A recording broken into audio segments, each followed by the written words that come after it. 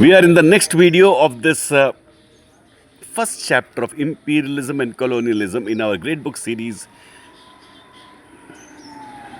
History of Civilization, Part 2 by Arjun Dev sir.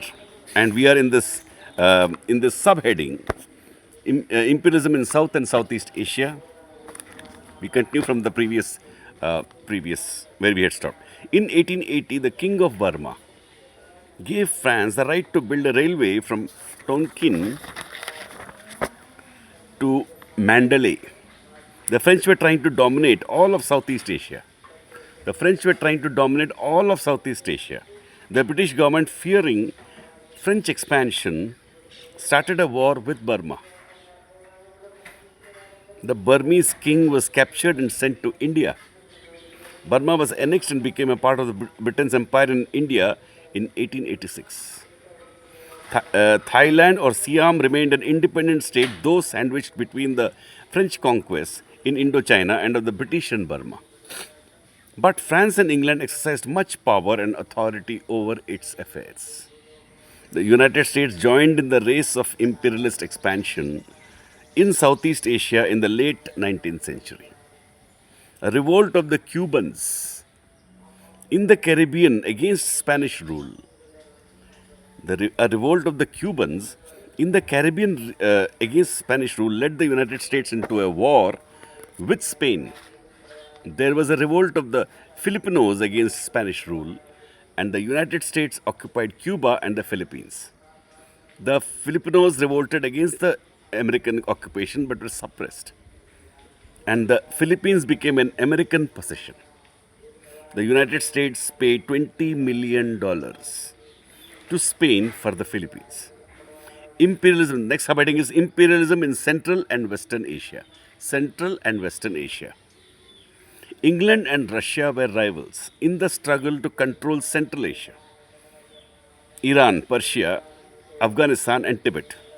Right? England and Russia were rivals in the struggle to control Central Asia. Iran, that is Persia, Afghanistan and Tibet. The Russian Empire succeeded in annexing almost all of Central Asia in the second half of the 19th century. The conflict between England and Russia came to a head over Iran and Afghanistan. Besides some minor economic interest in these countries, Britain was mainly concerned about defending her conquests in India against expansion of Russia in Central Asia. Russia and England set up banks in Iran to obtain economic control. In 1907, England and Russia reached an agreement according to which southern Iran became Britain's sphere of influence and northern Iran the Russian sphere of influence, right? The central part of Iran was neutral and open to both. Meanwhile, the struggle was on between Britain and Russia for mastery over Afghanistan and Tibet. You see how these games are happening? International power games. So what we see today in the world is the same thing which was happening then. Nothing much has changed, have you noticed? And when you complete this whole history course, the facts themselves will tell you why the change has not happened. That's the beauty of study. And if everybody studies everything, the wars will actually end. That is the power of education.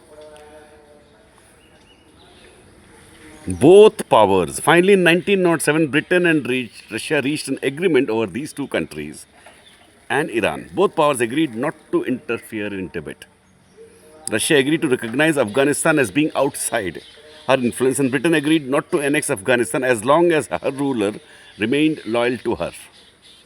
The division of Iran into 3 zones has already been mentioned. This meant the establishment of joint Anglo-Russian supremacy over Iran. After the Russian Revolution broke out in 1917, the new Soviet government denounced the old Anglo-Russian agreement and gave up her rights in Iran. However, Iran was occupied by British troops. Meanwhile, oil had been found in Iran, and British and American oil interests became powerful. Iran remained nominally independent, but was increasingly under the domination of foreign oil companies. The Standard Oil Company of the United States and the Anglo-Persian Oil Company of England. After the overthrow of the monarchy in China in 1911, Tibet increasingly passed under British influence. Germany during these years was extending her influence over Turkey and the Asian possessions of the Turkish Empire. A German company obtained a concession to build a railway from Constantinople to Baghdad and the Persian Gulf. Through this railway, Germany hoped to promote her economic interests in this region. And on to Iran and India.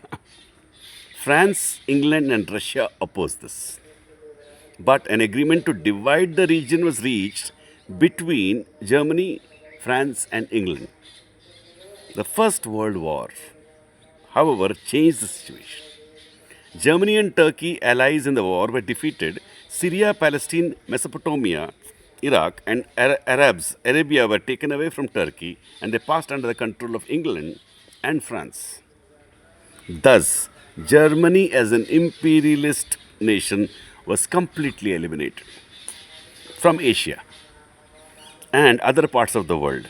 Soon, oil and the concessions to control oil resources became the major objectives of the imperialist countries in Western Asia.